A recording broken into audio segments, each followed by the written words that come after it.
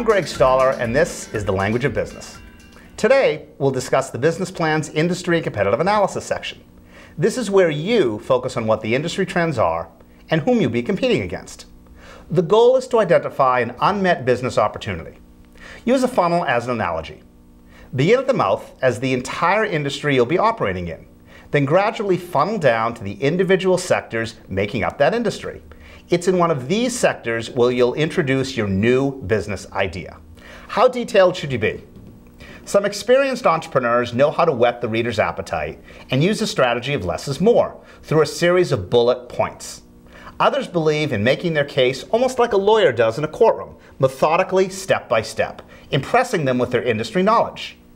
Let's find out the merits of both approaches. Our first guest is John Francis, a serial entrepreneur primarily focusing on high-tech companies. He strongly believes in the merits of thorough industry analysis. John, welcome to The Language of Business. Good to be here, Greg. Thank you very much for having me.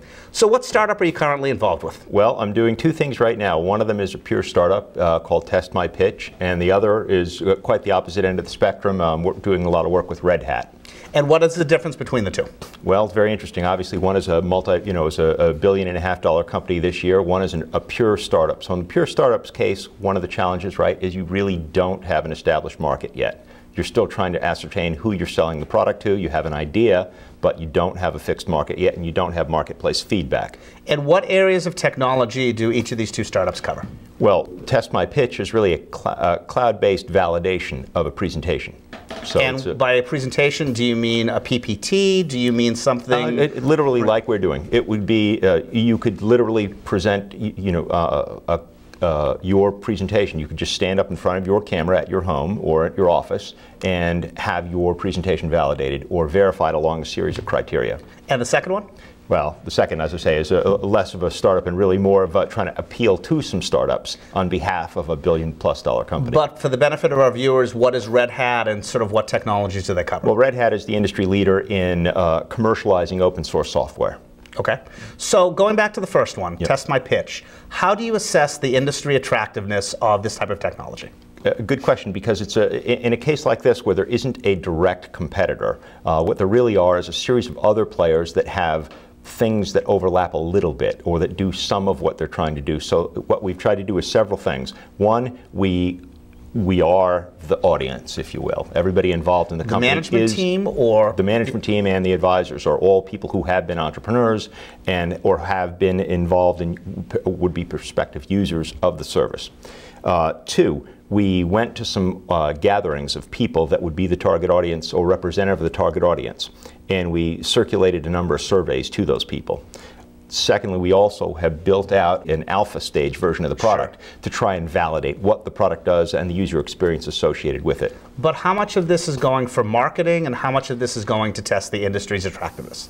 Well, I think a lot of it is to figure out, we've gained a sense from the early surveys that we've done that there is an opportunity, that it does solve a problem that people perceive as a problem. Sure. The next piece was to say, is somebody doing this already? Are they doing it in a very direct and elegant way? The answer to that question appears to be no. So then the next step is, well, how do we then address that problem? So the corollary to that is, tell us about the competitive situation. Nice lead into that, right? So the competitive situation is when you're dealing with, in some ways it's much easier to go into a situation where you have an established competitor. Right. If you're coming in with a new soft drink and you're competing with Coke or Pepsi, you know how they position themselves and you know what their value proposition is. When you're coming in a case like this, where the market is very fragmented and there are no direct competitors, you have to look at a sector approach. So that's what we've tried to do. Look at the sector, look at the users and what they perceive as valuable, and then look at other people that use similar technologies for different purposes, thinking that they might be able to pivot and be competitors over time. So you use the term value proposition. In 30 seconds or so, what do you think is the value proposition of Test My Pitch? I think the great thing about it is people are doing presentations in school, they're doing presentations internal to their own businesses and external as well. They have different criteria for what they may be seeking to do. They may be trying to be very professorial, or they may try to be very authoritative. Whatever it may happen to be, there are different objectives that they have. Being able to set up a set of criteria and have people evaluate how good of a job you do along those criteria is quite useful to people. You're watching The Language of Business. I'm Greg Stoller, and my guest is John Francis, a serial entrepreneur. You mentioned you're a strong believer in thoroughly written industry competitive analyses. Why is this the case? Well, I think, I'm less worried about writing a report per se, and what I'm more worried about is actually going through the rigor of thinking, has someone already done this? Have they done it well? Have they done a poor job, then we can do a better job? I don't want to get involved in a startup where what we're going to do is reinvent something that someone's already done an excellent job of inventing. So I think it's very important to have the discipline to go through, to do the research, figure out how other people are attacking these problems. But let me interrupt you and posit this. Yeah. Are you trying to reinvent the wheel, which is sort of traditional tech, that you're doing something nobody's done before, or are you simply trying to capitalize on inefficiency in the market? Well, I think in this case it's really, you could call it an inefficiency in that there isn't really a product that does what we're trying to do, so call that an inefficiency, if you will, or a gap, and we're trying to address that. And we're trying to address it as elegantly as we can, so that requires looking at a variety of things. So where is the line, since this segment is on industry competitiveness, where is the line between we think the customer needs it, we think there's a gap in the market, but we think the industry is large enough that we can actually have our own little slice of the pie? In other words, is it a product or is it a feature? Exactly. That's another way of saying it, sure. So, a good question. So I think that you do have to recognize that, certain things may be very good businesses, but that doesn't mean that they'll displace Google or they'll displace Microsoft. It can still be a good business, but still not be an enormous scale business. I think in the case, in this case, it appears interesting. It appears, as we've looked at it, we think there are a lot of ways to slice it and a lot of very granular ways to present it. So the opportunity is bigger than I'm presenting at this point. And how will you ultimately establish or evaluate your success? Is it going to be a number of users? Is it going to be on displacing not the Googles of the world, but another nascent startup? Help us and our viewers to understand that, please. Well, I think since it appears to be the sort of thing that doesn't require an enormous amount of funding, you can ratchet down what your criteria for success are, right? If you need to get $20 million in funding, then obviously your criteria are much higher. In this case, we think we can roll this out for reasonably short money. Given that that's the case, the criteria come down quite a bit. So as a segue to that, what's more important, the industry's trends or the competitors' moves? Flip side to both issues, right? So I think that to the extent that the technology evolves very quickly and it enables certain things to become viable alternative products, you do have to be very cognizant of that backdrop, of that technology change, in our case, the technology. But you can't ignore the direct competitors. So I think that they're both corollary components of the same issue. So if you had to look at this holistically, what do you think is the most or are the most important parts of the industry and the competitive analysis? I think understanding which problem you're really solving is, it sounds very basic, but it's easy to overlook. It's easy to get enamored with the underlying technology. At the end of the day, most consumers could care less about the technology. So you have to understand who it is that you're trying to sell something to and what value those people derive from it. The technology is a little bit beside the point. That said, you do have to understand how quickly technology changes and how what you're delivering will evolve as a byproduct of that. So you use the phrase, figure out the problem you're trying to solve. In a few seconds, what is the problem you're trying to solve? I think the problem we're trying to solve is that people do presentations all the time, and frequently they don't do them very well. We're trying to make people have a forum to improve their presentation skills in a low-risk, low-impact way. Great, thank you very much. But what happens if you know an industry so well that it's easier to explain the opportunity through a series of bullet points? Do some customers respond better to less is more? We'll find out next on The Language of Business.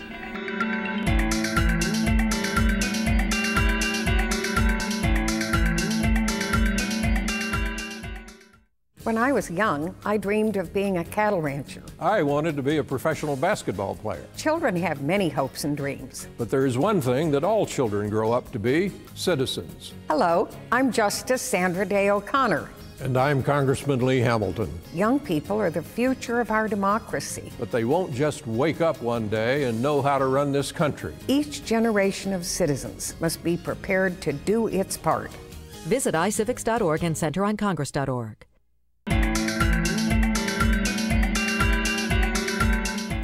Patricia Gray is an on-call executive general counsel and is also a member of 2 angel investing groups. Given her role as a senior management confidant and advisor, she's tended to rely on bulleted executive-style briefings with her work. Patricia, welcome. Thank you, Greg. So what sorts of companies do you tend to work with? Anywhere from startup to companies with revenues of over $2 billion. And what would you define as your areas of expertise? Obviously, I'm a lawyer by training, but I think the more important expertise to bring to the table, especially with early stage companies, is an executive perspective and a business development model that will benefit that company. And would you say your areas of expertise are more relevant to a nascent startup or a concept that's received, say, 2 or 3 rounds of funding? Well, I think any company at any stage could certainly benefit from the expertise. The more complex the transaction, the more my expertise comes into play. I've been an executive in 4 industries, so I'm very good at understanding. Which 4 industries would those be? Manufacturing, technology, wireless, telecommunications, and healthcare. And how many years have you been doing this sort of work? I've been in the legal business for over 30 years and been an executive over 15. Impressive. So amongst those 45 years of person hours, if you will, how many yous do these executives tend to surround themselves with? Is it usually you and the management team? Are there 1 or 2 of your type of confidants? Help us sort of understand the bigger picture, Okay. please. I would say the kinds of companies that I'm working with right now would have a board comprised of 2 to 4, maybe 5 Now, board is that members. an advisory board or a board of directors? I'm saying a board of directors who would Yeah. also double as an advisory board. At the early stages, companies need to be able to leverage the talent they have in as many different areas as possible. And of course, each individual is unique. So when you ask me how many advisors of my ilk are there, I would say, well, we're all kind of unique. Right. But it's all tailored to exactly what the business needs. And so, you know, and again, what are they looking for you in particular for? Is it your legal and business knowledge? Is it that you've been there, done that with 45 years of doing this? Is it Right. something else that's certain je ne sais quoi? It's a combination of both. Legal advice is not worth anything unless it's infused with a business strategy. And anything that young companies starting out going through 2 and 3 rounds of financing is always going to involve financing and a legal issue. Out of curiosity, is the antithesis true? Is business knowledge without legal expertise valuable? It's valuable to a point, but it can also get you into a lot of trouble. Okay. So why do you tend to rely on bulleted executive style briefings? Well, the most important reason is that that's exactly what investors want. They are assessing not only the business concept, but they're assessing the ability of management to really respond to market changes. So the more succinct and the more right on the message is, the more confidence the investor is going to have in that particular presenter. But let me push back. Okay. If these investors, if these executives are worth their weight in salt, you can't necessarily convince me that they will be happy with a series of bullet points as opposed to a 4 or 5 page long executive summary. Well, I often think if you can maintain the attention span of the individual writing the 4 or 5 page long summary, that's great. Not everyone is like that. And the most important thing is that you actually do have to do your market research. You have to know your material cold. But on top of that, you need to be able to show that you can prioritize what's important for this business. And that's the kind of manager you're seeking in a company that you're going to be investing in. So at the end of the day, is there any connection with depth and the length of a memo that you're preparing? In my view, no. Less is more. I totally believe that. And it shows both knowledge of the industry and also indicates an ability to prioritize what the key issues are to attack in the first instance. Now, this is a bit of an unfair question because every startup is different, every industry is different, but amongst your 4 to 6 bullets, would you categorize them into different sections? Would one bullet focus on marketing? Would one bullet focus on the industry competitive analysis? Or is it really an amalgamation of the 4 or 5 most important sets of data or analyses that you want to present? Well, the 3 options you gave me, Greg, I'd go with the last one. But again, what you're trying to do is to communicate in as few words as possible the most succinct and salient points about your business. The opportunity to be able to be challenged on those points will come in an executive presentation when you have your investors there cross-examining you on what's important. So how many of these presentations would you say you've done over the years? Well, I've counseled executives on giving the presentations to investor advisors. And I would say over the years we've gone through, well, with with the public companies that I've worked with, Right. which are on a different scale, obviously it's every quarter because we have to give analyst Sure, of course. reports. Right. And that is very well rehearsed. For the younger stage companies that are preparing to give a presentation in order to raise money, I would say a dozen or so. You're watching The Language of Business. I'm Greg Stoller, and we're talking with Patricia Gray, an executive and general counsel, a terrific combination. She often relies on the less is more approach when advising top managers. So have you found that anything is ever lost in translation when it comes to assessing the industry and competitive analysis? Well, as with any form of communication, there's always an opportunity for something to get lost in translation. I think you optimize your chances, though, when you hit the points clearly and succinctly, and then you present a cohesive and coherent presentation and stand up under pressure under cross-examination. So your executive style bulleted approach, is this a Patricia Gray special or is this a general business trend? I believe it's a business trend. I've had to learn it myself. I've had to pare down my own tendency to be a lawyer and to draft briefs. I believe it's something that I see more frequently adopted. What advice would you have for our viewers who are getting into this for the first time, either from a confidant advisory perspective or from the entrepreneur's perspective directly? From whatever perspective you're coming, understand your material very well, perform all the analysis and the market analysis, the competitive analysis, and then I would also add for certain industries, understand your consumer extremely well and who's going to pay for the product or now, service. conspicuously absent from your answer was anything having to do with the competition. Competition is part of it. When I say market analysis, I assume competition is part of it. I see it as one issue. So what's the difference then between the consumer and his or her competitors? It's not the consumer and the competitors. I would say understanding the consumers and who's paying for the service. That distinction is actually clearer in certain industries like healthcare, for example. Sure.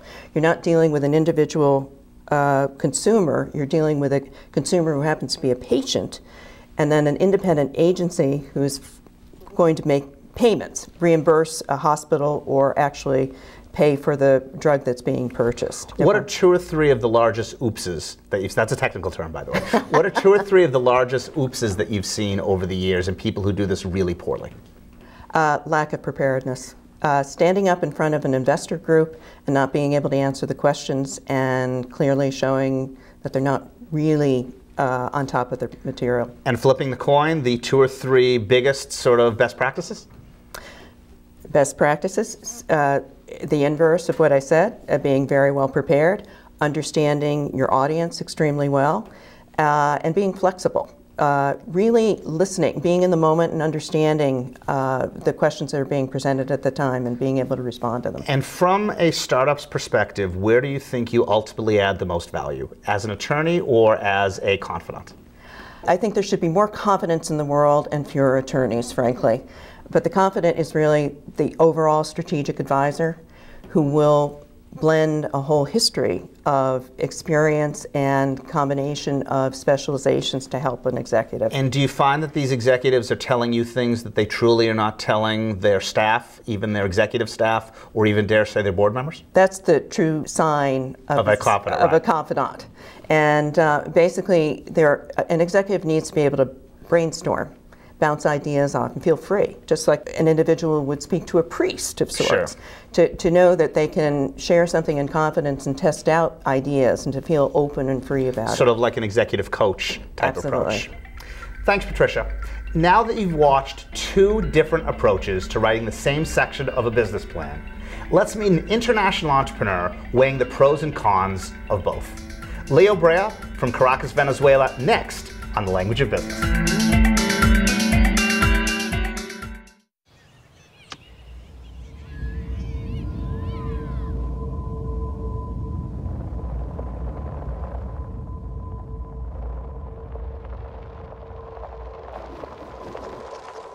Seven 7,000 high school students drop out every school day. Let's catch them before it's too late. To start helping students in your community, visit boostup.org. After earning his MBA from Boston College, Leo Brea returned to Caracas, Venezuela to build a business, Veconinter, with his father. Their business is managing the accounting of containers for international shipping lines. It's officially called demurrage and detention. But in layman's terms, it's like forfeiting a portion of a security deposit by failing to clean out an apartment at the end of your lease. In this case, the forfeiture is caused by failing to return the empty shipping container by the date you've agreed to. His company is rapidly expanding all over the world, so industry analysis is quite an apropos topic to discuss. Leo, bienvenido de nuevo a Boston y bienvenido al idioma de los negocios. Muchas gracias, Greg. De nada. Muy encantado de regresar a Boston. Gracias por todo, su ayuda. So what we just said is welcome back to Boston and welcome to the Language of Business. Thank you very much for having me, and it's always a pleasure to come back to Boston. Thank you. It's a pleasure to have you on the show. So help us to understand how Veconinter originally expanded beyond its Venezuelan roots. Okay, well, first, Veconinter was started actually by my parents in 1988, and so I've been around that business for a good part of my life.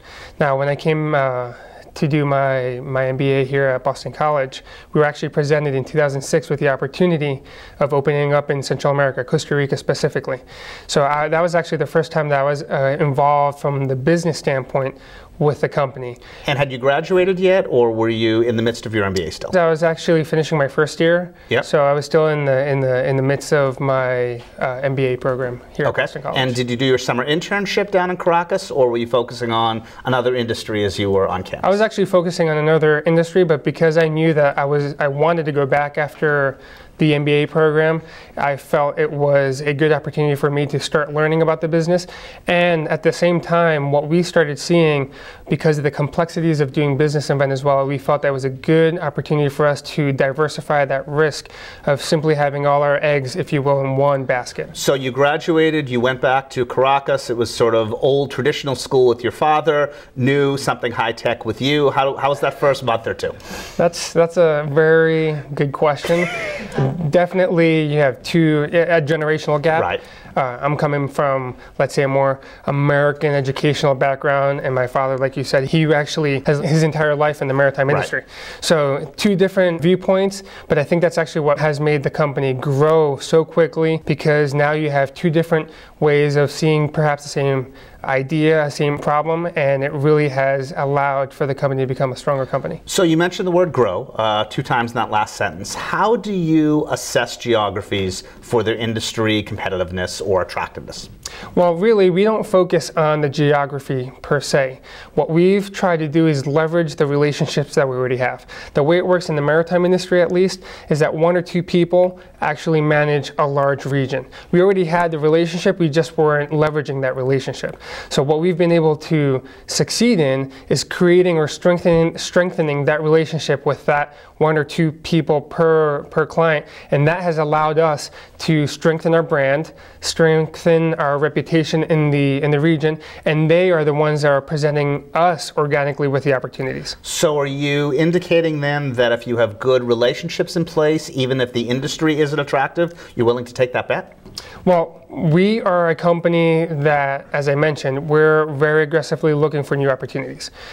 We haven't said no to an opportunity yet. Now, what we have done, obviously, is taking a look at each and every market when that opportunity presents itself. We definitely do the market. Using what metrics? So we definitely carry out a market analysis. When I first jumped on board in 2007 as an official member of Veconinter, it was really up to the directorship to carry out that responsibility per market. Now that we've grown to over 300 people, we actually have a department that focuses on new projects and markets, and they're the ones that we present them with either markets that we're interested in growing or markets that have been presented to us via our clients. So let's discuss that a little bit more in depth. How much do in-person visits to the markets you're interested in matter in terms of the initial due diligence or the ultimate decision making?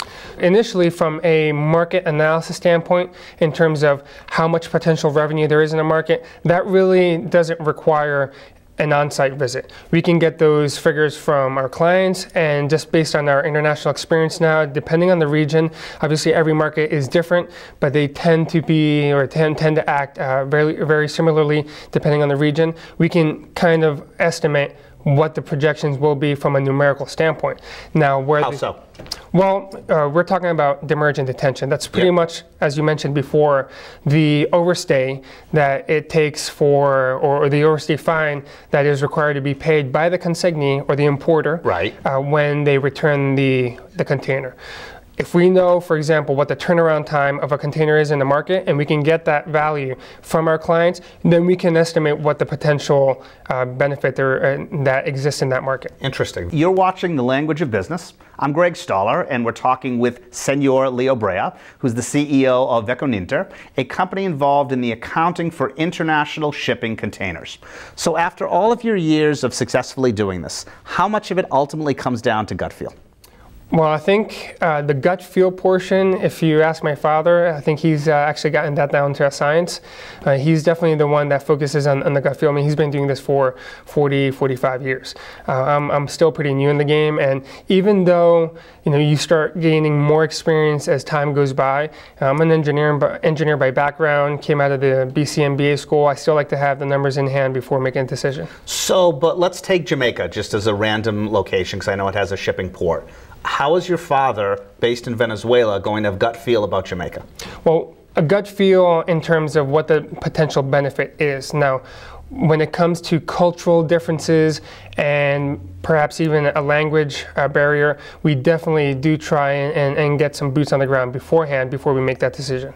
Okay, so even accounting, no pun intended, for differences in culture, how much of your experiences in geographies A, B, and C would be applicable ad nauseum to geographies D, E, and F?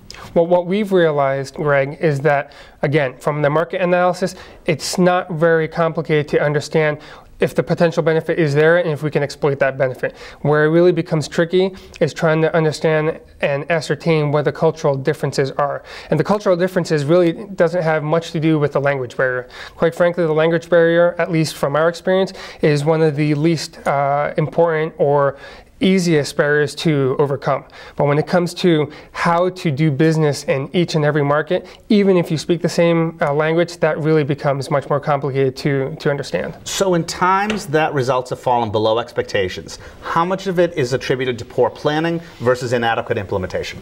So when it comes to opening up a new market, what we've learned is that it doesn't matter how many reports and analyses one carries out before actually opening up a market, you still have to implement that market, and there's so many moving variables, so many unknown variables that you really can't ascertain all that information until you actually decide to take the risk and open up that market. Some markets haven't lived up to par thus far, and what we have carried out is understanding really why they haven't projected out as we thought they would, and tweaking that business model to really put them in the position where we can succeed. So how will the death of Hugo Chavez ultimately affect your industry's workings? Can you comment on that, please? What will happen next, Greg? Quite frankly, regardless, in my opinion, of who wins, tough economic decisions have to be made in order for the economy to get back on track. And what are an example of one or two of those tough economic decisions? Well, currently, if the government continues to win the elections and is in power for another 6 years, they're going to have to decide what to do and how to raise the funds if they're not going to include as a primary player the private sector, how they're going to raise their funds to continue the social programs. Gracias por todo. Muchísimas gracias a ti, Ray. Today we looked at the pros and cons of using different approaches to industry and competitive analysis. This is one section of the business plan, but ultimately the one that will set the stage for the remainder of what you're going to be reading. So next time on The Language of Business, we'll segue from identifying an unmet opportunity in the industry to capitalizing on it through a well-conceived marketing plan. I'm Greg Stoller. Thank you for watching The Language of Business. If you have a business in need of consulting assistance or are an entrepreneur looking to develop a business plan, we may be able to help. Contact me, Greg Stoller, via email or through Facebook, Twitter, or LinkedIn. I look forward to hearing from you.